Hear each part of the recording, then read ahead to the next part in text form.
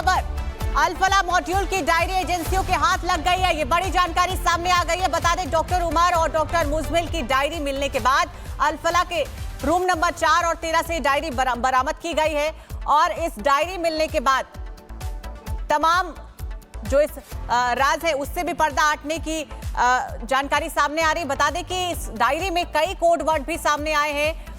Code word में 8 से 12 नवंबर तक का रेफरेंस डायरी में मिला है। डायरी में ऑपरेशन शब्द कई बार लिखा गया है। बता दें कि विस्फोटक का कोड वर्ड शिपमेंट और पैकेज रखा गया है। ये बड़ी जानकारी किस तरीके से वहां से ये बड़ी जानकारी सामने आ रही है। डायरी मिल गई है और इस डायरी के मिलने के बाद अब तमाम जो राज है उससे भी पर्दा हट जाएगा। साहिल हमारे साथ जुड़ गए हैं। साहिल, ये एक और बड़ी जानकारी इस वक्त सामने आ गई है। डायरी को बरामद कर लिया गया है और अब उम्मीद है कि जो तमाम राज है उससे भी पर्दा उठ जाएगा।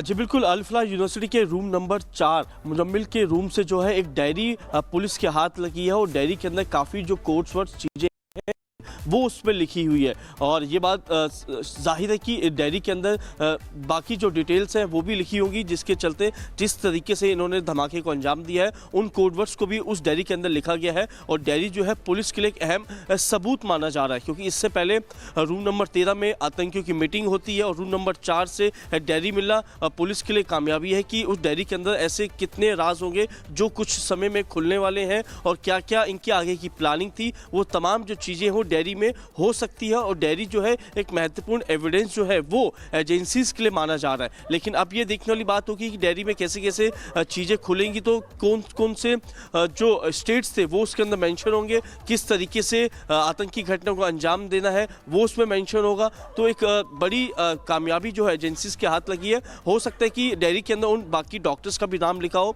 जिन डॉक्टर्स की गिरफ्तारी के लिए एजेंसी जो है अलग अलग जगह पर रेड्स कर रही हैं। जी बिल्कुल साहिल, ये बहुत बड़ी बात आपने बताई कि जो लोग अभी सामने नहीं आए हैं उनके बारे में भी जानकारी इकट्ठा हो सकती है, क्योंकि कोड वर्ड में तमाम बातें इस डायरी में लिखी गई हैं।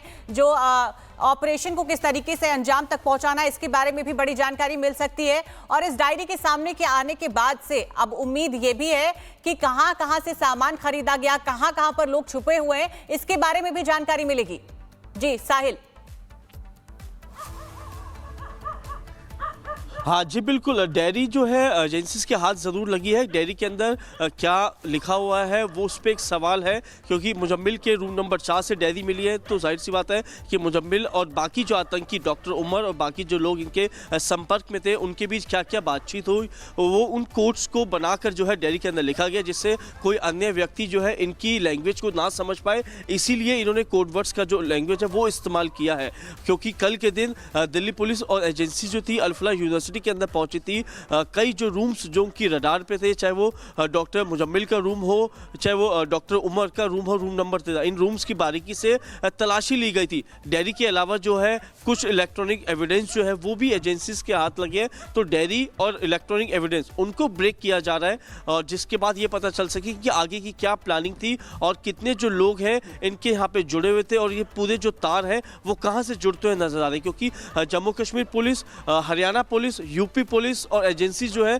इस पूरे मॉड्यूल को बस्ट करने में जुटी हुई है और जगह जगह पे जो है रेड्स भी की जा रही है। अल-फलाह यूनिवर्सिटी एक ऐसा बेस बन चुका है जहां से पूरा सिंडिकेट, पूरा आतंकियों का जो मॉड्यूल था वो ऑपरेट किया जा रहा था। मीटिंग भी आतंकियों की अल-फलाह यूनिवर्सिटी के अंदर होती थी, डायरी भी जो है यूनिवर्सिटी के अंदर से मिलती है। डॉक्टर उमर और जानकारी अपने दर्शकों को बता दें कि ब्लास्ट के आतंकियों ने जुटा लिया था सारा सामान। ये बड़ी जानकारी आपको बता रहे हैं, ब्लास्ट के आतंकियों ने जुटा लिया था लाखों का फंड। मुजमिल, आदिल, उमर, शाहीन ने 20 लाख कैश जुटाया था। ये बड़ी जानकारी इस वक्त गई। 20 लाख कैश को आतंकी उमर को सौंप दिया गया था और इसके बाद पूरे हमले की साजिश को रचा जा रहा था। इसके बाद में उन्होंने गुरुग्राम, नूह और आसपास के इलाकों में आईडी तैयार करने के लिए 3 लाख रुपए मूल्य का 20 कुंटल से ज्यादा एनपीके उर्वरक खरीदा था। उमर और डॉक्टर मुजमिल के बीच पैसों का विवाद भी था। ये बड़ी बात आप देखिएगा कि किस तरीके से 2-4 सदस्यों वाला एक ग्रुप बनाया गया था। तो ये तमाम जानकारी एक के बाद एक सामने आ रही कि किस तरीके से इसकी प्लानिंग रची जा रही थी। पैसों को लेकर दोनों के बीच में विवाद भी चल रहा था और साहिल से जुड़ेंगे। साहिल, देखिए एक और जानकारी सामने आ गई कि इस तरीके से दोनों के बीच पैसे को लेकर विवाद था। फर्टिलाइजर से भारी तादाद में अमोनियम नाइट्रेट बनाने की साजिश रची जा रही थी। 20 लाख रुपए का कैश कहां से इकट्ठा किया होगा, ये बहुत बड़ी बात गौर करने वाली है साहिल कि किस तरीके से कौन इन्हें पैसे पहुंचा रहा था, क्योंकि 20 लाख का जो अमाउंट है वो एक छोटा मोटा अमाउंट नहीं है। जी बिल्कुल, जैसे कि अभी सामने है कि अमाउंट को लेके जो है इनके बीच काफ़ी ज़्यादा झगड़ा चल रहा था। 20 लाख रुपए जो है वो पता चले कि डॉक्टर उमर को दिए गए थे शाहीन द्वारा। हालांकि ये पैसा कहां से आया था, किस रूट के ज़रिए पैसा जो है डॉक्टर उमर तक पहुंचाया गया था, क्या इसको ऑनलाइन अमाउंट भेजा गया था या फिर कैश में ये अमाउंट जो था डॉक्टर उमर को भेजा गया था, वो सारा एक जाँच का विषय है। और डॉक्टर मुजम्मिल से जो है इस पूरे विषय में भी जो है एजेंसी पूछताछ कर रही है कि आपको जो फंड था वो कैसे जुटाया जाता था, फंड को आपको कौन रिलीज करता था, कौन कौन जो थे लोग फरीदाबाद के अंदर जो मौजूद थे जो कि फंड इन तक पहुंचाने की कोशिश कर रहे थे। अल-फलाह यूनिवर्सिटी के अंदर जो भी अमाउंट दिया गया था उसको कहां पे रखा गया था, क्योंकि 20 लाख एक छोटी रकम नहीं है, जैसे कि आपने कहा एक बड़ा अमाउंट है। उस बड़े अमाउंट को छिपाने बिल्कुल आपको रोकूंगी, एक और बड़ी जानकारी पहुंचा दें। दिल्ली ब्लास्ट पर अब तक का सबसे बड़ा खुलासा सामने आ गया है। ये बड़ी जानकारी बता रहे i-20 की तरह 3 और कार तैयार होनी थी। ये बहुत बड़ी जानकारी रिपब्लिक भारत पर आप देख रहे हैं। विस्फोटक से लैस 3 गाड़ियों को भी तैयार किया जा रहा था। बता दें कि i-20 की तरह 3 और कार तैयार होनी थी। ये बड़े हमले की साजिश थी। विस्फोटक से लैस 3 और कार तैयार किए जा रहे थे। ये बड़ी जानकारी आपको इस वक्त की बता रहे हैं। दिल्ली ब्लास्ट पर अब तक का सबसे बड़ा खुलासा, जिस i-20 कार से दिल्ली के लाल किले के पास ब्लास्ट होता है, ऐसी ही 3 और गाड़ियां तैयार होने की साजिश रची जा रही थी। और न सिर्फ दिल्ली बल्कि देश के अलग अलग हिस्सों में, बल्कि 4 हिस्सों में ये बड़े ब्लास्ट की तैयारी थी। विस्फोट से लैस 3 और कार की तैयारी की जा रही थी। वो अलग अलग जगहों पर उस कार के जरिए ब्लास्ट की तैयारी थी।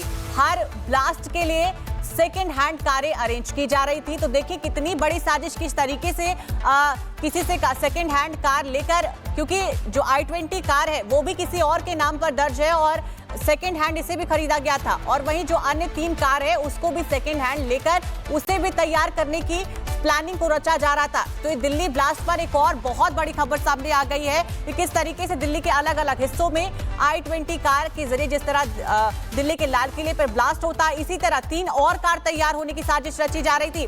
सीधे साहिल के पास जुड़ेंगे। साहिल, देखिए ये एक और बड़ी जानकारी सामने आ गई कि किस तरीके से कार के जरिए ब्लास्ट की साजिश रची जा रही थी कि 3 और कार, ये बड़ी जानकारी, जिस i-20 कार से ब्लास्ट होता है दिल्ली के लाल किले पर, वैसे ही 3 और कार तैयार होने की साजिश रची जा रही थी।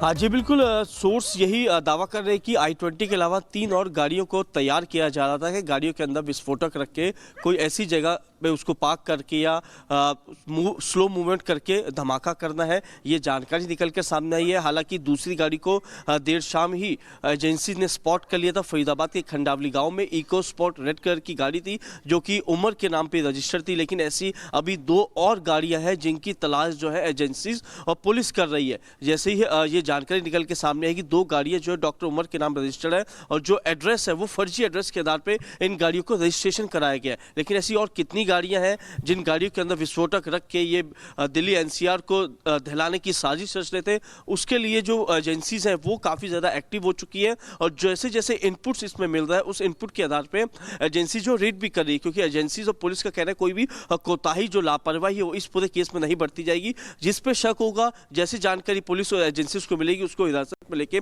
उससे पूछताछ की जाएगी। और यही वजह है कि रेड कलर की इको स्पोर्ट कार को देर शाम ही फरीदाबाद के खंडावली गाँव में स्पॉट किया गया। लेकिन जो कि इसका ड्राइवर चालक था उससे अब एजेंसी जो है वो पूछताछ कर रही है कि किसके कहने पे गाड़ी जो थी वो खंडावली गांव के अंदर लेकर पहुंचा, डॉक्टर उमर से उसका क्या पूरा लिंक है, वो जानकारी भी जो है इको स्पोर्ट की गाड़ी के ड्राइवर से जुटाई जा रही है। लेकिन 2 और गाड़ियां भी है, उन गाड़ियों के बारे में एजेंसी पता लगाने की कोशिश करी कौन सी गाड़ी है, किसके नाम पर रजिस्टर्ड है, कौन सा कलर है और किस समय वो दिल्ली एनसीआर के अंदर गाड़ी मौजूद है। वो जानकारी जो है वो एजेंसी हासिल करने की कोशिश कर रही है, क्योंकि डायरी और इलेक्ट्रॉनिक एविडेंस एजेंसीज के हाथ में हो सकता है कि उन दोनों चीज़ों से कुछ ऐसे सबूत जो है एजेंसीज के हाथ लगे जिससे गाड़ियों को ढूंढने में एजेंसीज को आसानी हो सके। जी बिल्कुल, एक और बड़ी जानकारी दर्शकों को बता देते हैं।